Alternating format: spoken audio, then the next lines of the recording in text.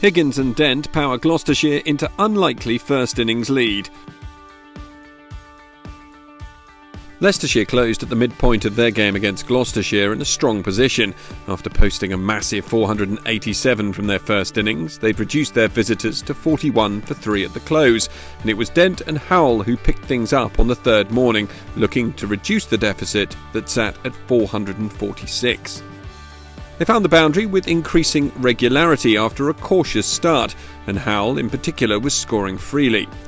He brought up his half-century, and the partnership was worth 77 when Leicestershire finally managed to snap it. Howell going caught Ackerman bowled right for 52. Taylor joined Dent at the crease and the duo brought up the 100 for the visitors. Skipper Dent moved to his 50, but needed a new partner before lunch when Taylor was bowled by a beautiful swinging delivery from Davis for just 5. At the break, Gloucestershire were 131 for 5. Into the afternoon, and Dent and Higgins started to build a really solid partnership. They pushed the scoring along at a decent run rate, picking up boundaries when they were on offer, and they cruised past their 50 partnership, taking the overall score past 200 not long afterwards, with Dent closing in on a century and Higgins a 50. Higgins became the third Gloucestershire batsman past the 50 mark, and Dent brought up his 100 with a delightful little mini ramp round the corner for 4. His first 3-figure score of the season. He continued to push on after reaching his milestone, and Higgins looked likely to succeed him with a century of his own as he came to tea on 82. Gloucestershire 306 for 5, and the concerns surrounding their innings at the start of the day a far and distant memory. Into the evening, and Higgins didn't take too long to move to a century of his own. He's most certainly the form batsman for his county, as it was his second century in as many games, putting him top of the Gloucestershire batting averages, and by the end of the day he would also have augmented his position in the division as a whole to 5th, as well as cruising past his previous personal best of 119 not out.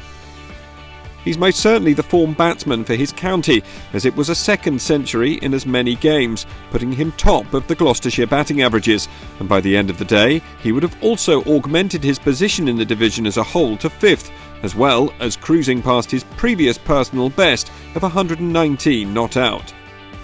Runs continued to flow with ease, and in amongst the boundaries Gloucestershire moved to 350. Then Dent went to 150, and the pair successfully guided the score past the follow-on target before bringing it up to 400. With 5 batting points safely in the bag, the pair set about overhauling the Leicestershire total.